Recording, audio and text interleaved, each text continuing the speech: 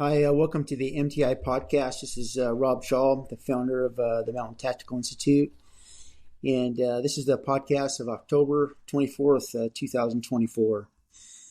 Here in this podcast, I go over several links, interesting links and stories and articles on the internet I found as I put together our weekly blog post called Arete, which is just a curated list of links across the internet that affect mountain and tactical athletes. And I kind of start with the section today just on the military, national security section, and kind of revisiting something we've talked about before in the podcast, which is drones and the drone warfare element of where things seem to be going. There were several articles that I found interesting that all concerned drone warfare this week. The first was an article in a Defense Daily that described how the military is starting to reconsider its location, how it puts together command and control locations following a deadly drone attack against U.S. service members in Syria. And if I recall correctly, there were 3 U.S. service members who were killed in that drone attack at one of our bases in Syria. And second, there's a story in a publication called Interesting Engineering about a new U.S. Navy uncrewed undersea vehicle. They call these UUVs or UUVs. And this one's called the XL UUV. And this is a 51-foot long, 8.5-foot wide drone that's a submarine. It can go subsurface. It has a 34-foot payload. It has a hybrid diesel and electric engine. And it can be at sea for months and can go submerged and travel at 3 knots submerged and can travel up to 6,500 nautical miles. So this is just really a large, almost mini submarine that is drone operated. The article described how it does navigation, and if I understand correctly, it's all internal. It doesn't use GPS for navigation, and that it can be used to lay mines or do surveillance or anything else. Anyway, just really interesting. I have never heard of a drone this big, although I know that the Navy is investing heavily in drones. There's another story that I linked to in a publication called Defense Scoop. And this is about these new drones that are being built for the Army by Anduril, which is a new defense contractor. And these drones can be launched from a slim rifle case, and they're designed to be carried by troops on foot, so not mounted. Each drone has a 90-minute flight time, can fly up to 25 miles, and it can carry up to a 25-pound payload. So you can kind of see, just based on what we've seen in Ukraine, how a drone like this could be used to attack enemy troops, command and control facilities, vehicles. And this is just a new drone that's going to be purchased and deployed by the U.S. military. There's finally yet another story. This is in Task and Purpose, that in Army basic training now, their final exercise, or FTX, at the end of basic training, one of the things that they're covering is concealment from drone swarms, teaching the new troops how to conceal themselves from drones and drone swarms in a future combat zone. And it describes some things that they're looking at: decreasing the size of command and control centers. They describe that drones are the biggest threat to U.S. troops since the IEDs of the Iraq War. And interesting, they describe that they're looking to, I guess, drones attack anything that's large. So large groups of troops, vehicles. The article described that they're looking now to decrease the size of troop movements to under 20 troops per group, to decrease the potential of this being a good, healthy target for drones. Also looking to decrease the size of command and control posts. So it seems like everything is getting spread out. the goal as to how do you maneuver in a drone saturated environment. And also describe some new rounds that are being developed for Apaches and Bradleys, Apache helicopters and Bradley armored vehicles. These are like 25 millimeter, 30 millimeter rounds that have proximity sensors. I guess the idea is that you could shoot them in the area of a flying drone, and once they get close enough, they would explode and destroy the drone. Anyway, that's just interesting, drone defense technology that's coming on as we seem to be scrambling to address this threat. Yet another story was in a Homeland Security Network website. It was just really an essay or article by an individual, and they described how drone warfare is doing, or what Ukraine is doing for drone warfare, what World War I did for regular air power. And what's interesting about Ukraine right now is that neither the Russians nor the Ukrainians has air superiority. And in this new air battle of drones, you got these lower, slower drones, smaller, hitting really at close quarters. And they described that recently, I read about this also, that recently Ukraine had a successful drone attack against a Russian ammo depot somewhere in Russia. They successfully attacked a large Russian ammo depot, and the drones that were using that attack were they had propellers. They were driven by snowmobile engines, and they were low flying and flew at just 100 miles per hour. Again, kind of low and slow. Like World War I, the article describes how in Ukraine at first drones were started as artillery spotters, spotters for artillery, and they quickly evolved to direct attack. And if ground force doesn't have an effective drone protection strategy, it'll be unable to move. Because it'll either get attacked when it's moved, or it'll be spending all its time trying to conceal itself from drones. So drone warfare is significantly going to impact the wars of the future. And then finally, in the soldier systems, there's a story that the Army Special Forces is to create a new robotics specialty, and it'll be a new warrant officer MOS within Army SOF, for robotics and unmanned systems technician. And the article says that already the Navy has an unmanned systems rate within its enlisted ranks. So just more on this drone warfare and how it's impacting the U.S. military and how we're trying to address it. Now, kind of shifting to first responder, there was a theme in the articles I found for this week's Arete on a cartel and gang wars. First is a story from CBS News that in Mexico recently there were 19 Sinaloa cartel members killed in a battle with the Mexican army. And according to the story, 30 cartel members attacked military personnel and a battle ensued, which is really interesting because it's almost a military maneuver by a Mexican cartel, against the Mexican army, with that many cartel members involved. I think the size of the attack is significant there.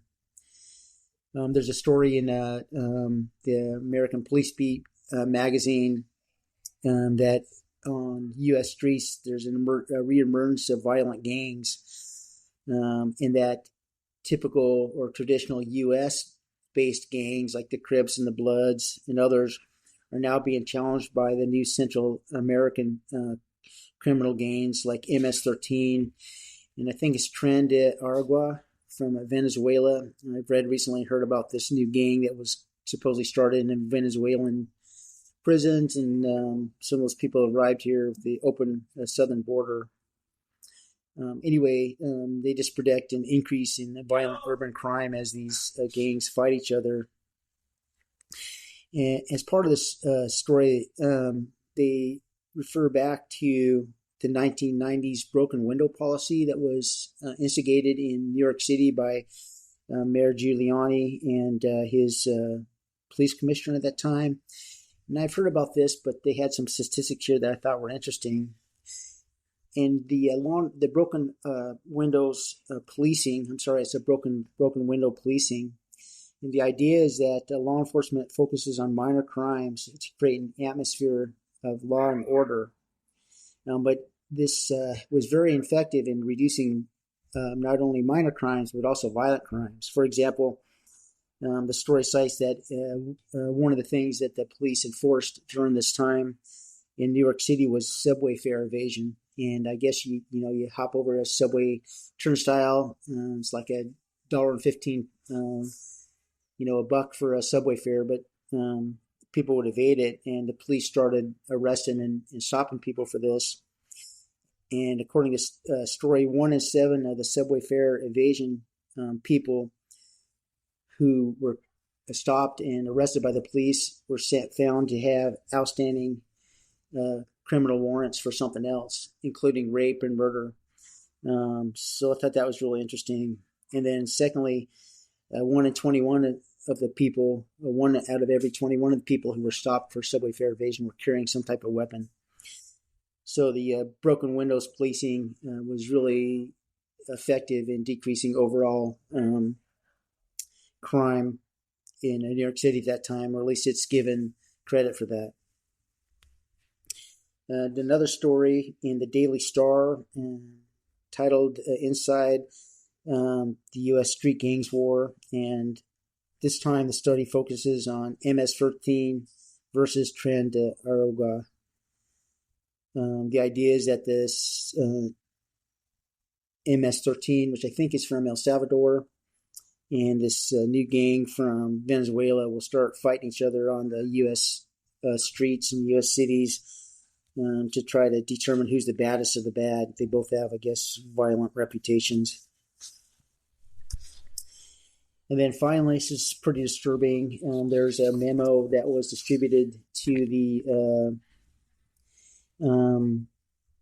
Border Patrol El Paso sector in Texas that indicated that Sinaloa cartel members have been given the go-ahead to fire on Border Patrol members or Border Patrol agents. In the past, as I understand it, the cartel members wouldn't fight, or cartel fighters would never fire on U.S. agents just because of the potential blowback. But now this has been changed, in that I guess according to Border Patrol, an internal memo, that there's a threat now from Sinaloa cartel members to U.S. Border Patrol, at least down there in El Paso. Again, so this is just more of this trend of these Mexican and South American gangs affecting us here in the U.S. Kind of turning to mountain outside stuff. We a couple weeks ago, or earlier in our podcast, we mentioned the new fastest known time for the Grand Teton, and this Italian runner had summited the Grand Teton car to car in like 2 hours and 50 minutes, which is just incredible. It's like 8 miles and 6,000 vertical feet or something like that. I can't remember specifically, but anyway, followed it up with another story where the Outside Magazine, I guess, operates a website that kind of keeps track of all these fastest known time records, and it pulled the record from this individual because he cut a switchback. And on the way back down, he cut a switchback, and you can't do that and get the fastest known time. But the news story here this week is that the National Park Service there in Jackson, the Teton National Park, is going to charge the athlete for cutting the switchback, and it can carry up to a $5,000 fine. It's illegal to cut the switchbacks because it causes erosion. And the Park Service spokesman said that the major reason for this is that it's a sponsored athlete This runner, Italian guy, I guess he's sponsored by the North Face. And if he's allowed to get away with it, it'll encourage others to do so. So that's just real interesting. He's going to be charged with this. Another link I have in there is about a climber named Alan Andra, and he's a high-level climber. And it's a link to a story in Gripped magazine, but there's also a follow-up link to a YouTube video where he's climbing this, I think it's a 515 traditional climb in Slovakia. And this is a high-level climber has done sponsored, lots of climbing in Yosemite, etc. And if you watch the videos, it's kind of geeky, kind of geared towards climbers, but it's interesting anyway. And what caught my eye is that he just described how this climb was the scariest he's ever done. He's roped up for this climb. He's doing it traditional. He's not free soloing it. But there's a lot of distance between him putting in protection on the climb, and then some of the protection's a little sketchy. Anyway, it's just really interesting, and the intensity and the fear of climbing is something that attracts a lot of people to the sport because it gives you focus, but it is a different element of the sport, and you rarely hear the sponsored climbers like this being scared by a climb because they have so much exposure and they're used to it. So I thought this was interesting, and the video is definitely worth a watch. Also, an article in Outside Magazine, just 25 bits of advice for living a life of adventure. And this just came from the author just wrote up kind of a review of some piece of advice that were in a book that was recently published.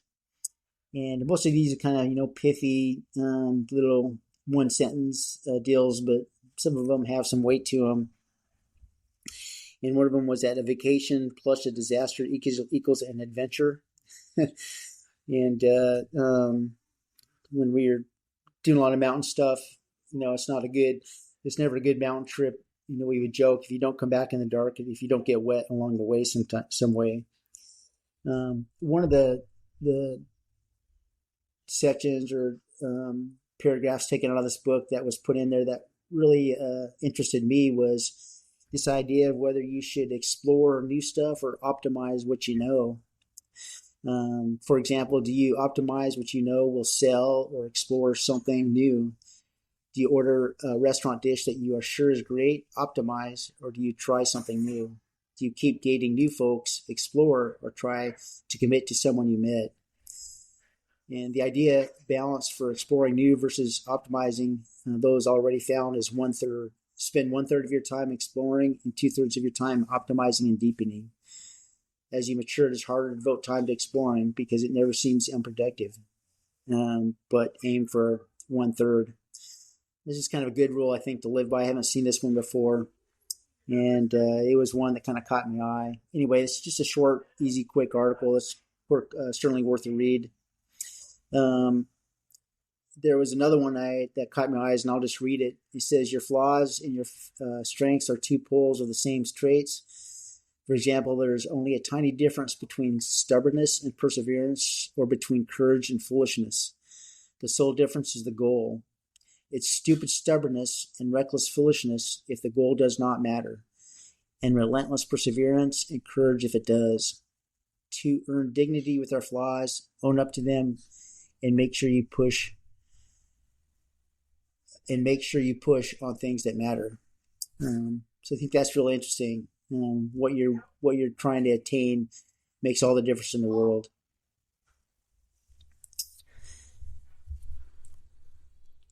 Finally, there's a link in there to a video of a conflict between a biker and someone on horseback.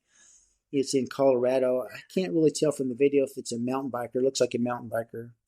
But on trails, at least in the forest, horses have precedence over even people hiking on feet, and especially mountain bikers. And if you if you're mountain biking, come on somebody coming down the trail on a horse, they have preference, and so right away. So you need to get out of their way. And I assume the reason, and I've seen this firsthand, is because the danger of horseback riding. I've had several instances just behind my house in Wyoming where I'm mountain biking and ran into. There's actually a horse horse day riding contractor or out of that same trailhead, and so I run into people all the time on horses. I have to get off my bike and get out of the way, which is no problem. What I have seen several times are horses just freak out when they see the mountain bike. Not even me on the mountain bike, but just the mountain bike, because they are not sure what it is. And so from a danger perspective, there's many people have been injured by getting thrown by a horse, a buck or something. So certainly is a safety issue. Anyway, it's just an interesting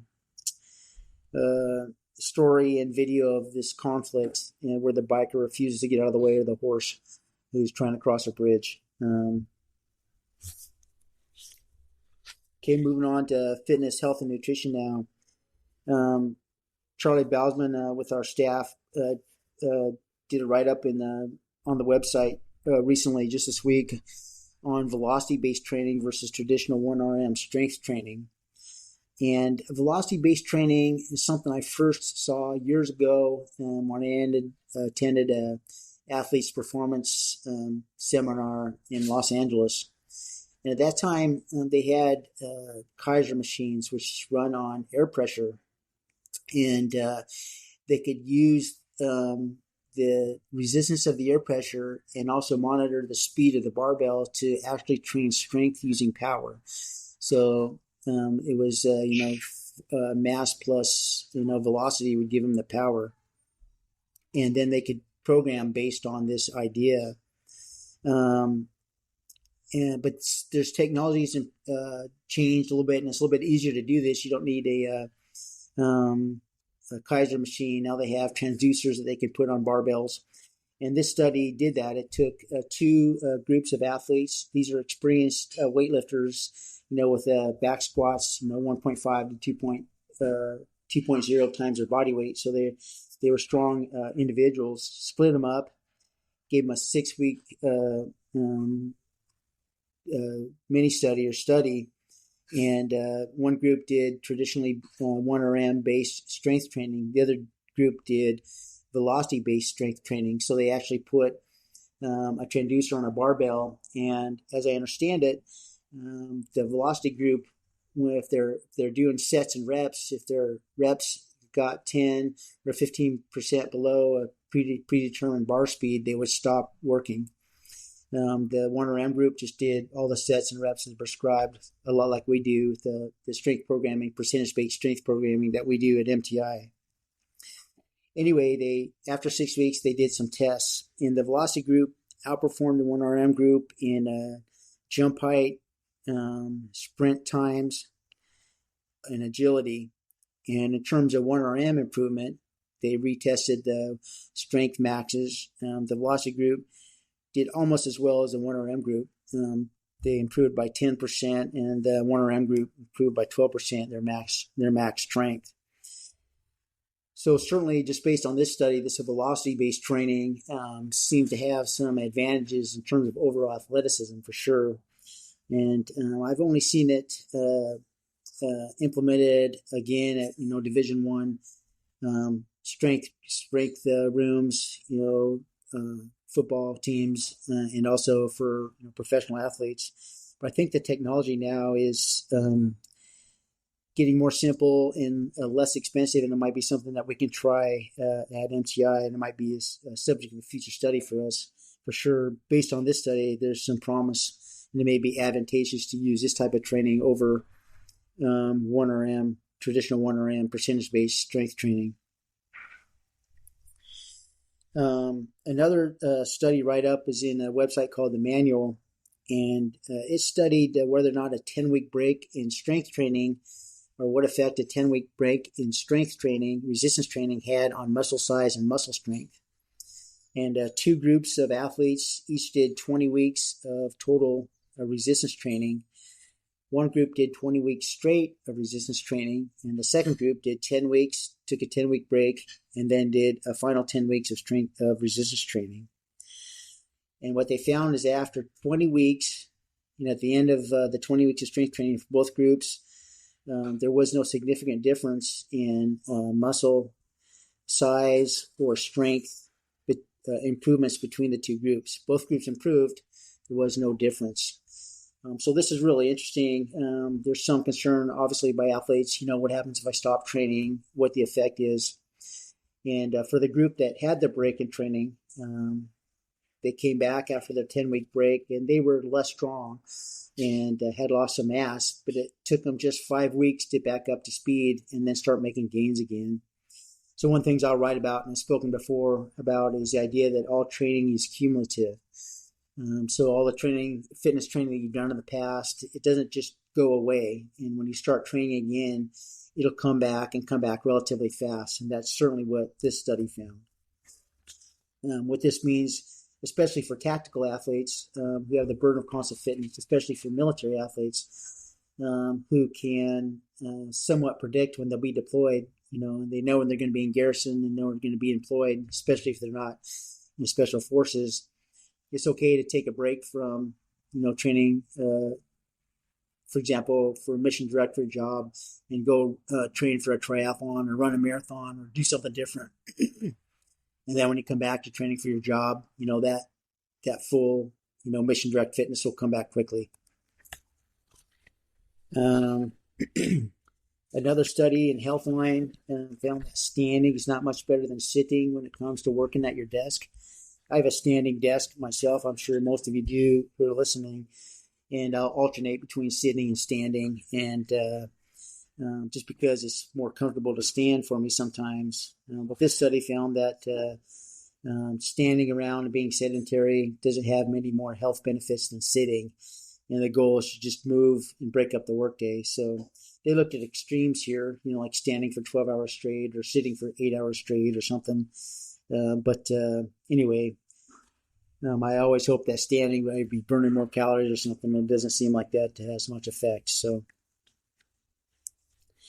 another study took a look at GLP-1 drugs. This is the Ozempics, the weight loss drugs, and their effect to curb substance abuse.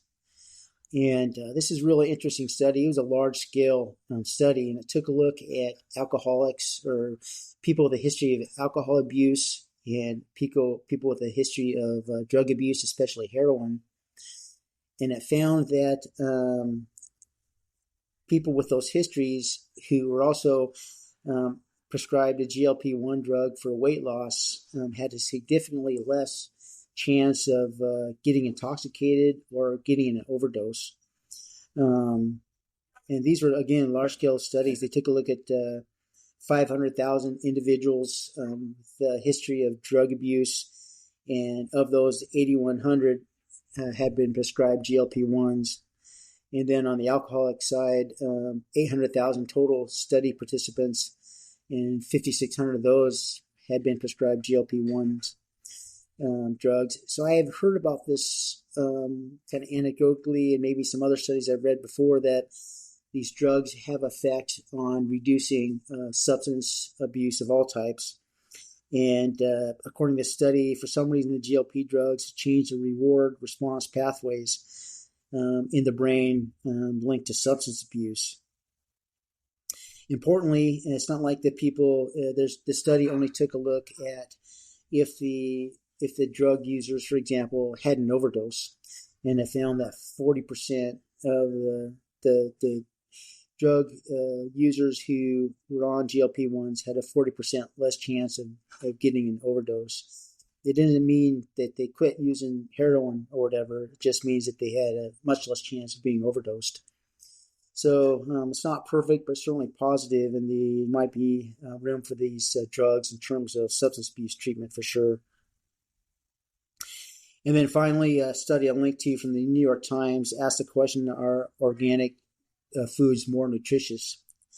And the New York Times story found no, there's really no significance difference between organic foods and non-organic foods when it comes to nutritional value. There's no difference in the macros, the number of carbs, protein, or fat. And there might be some differences in micronutrients such as vitamins and minerals and antioxidants, but the research on this is inconsistent. Some studies found there is, and some studies found there isn't. In terms of disease prevention, inconclusive. There's been no study that has proven that eating organic food decreases your chance of cancer, for example. That is causal. One of the things they found is that people who eat organic food are generally more healthy than people who don't eat organic food. And so studies that have shown a decrease in cancer for organic food eaters have the idea is that might just be part of their overall living a healthier lifestyle rather than eating organic food. And also in terms of pesticides and GMOs, organic foods have less pesticides on them than non-organic foods. But this article said that there's been no solid evidence now that the pesticides you may pick up by eating non-organic foods leads to disease. And so the bottom line, it says to buy and eat organic, to food, not necessarily to get better nutrition, but to decrease your exposure to pesticides and other stuff that might come from non-organic farming. So that's interesting. I've seen that before in terms of the difference between organic and non-organic food. Anyway, that's it for this week. Really interesting studies, and all these are in Arete.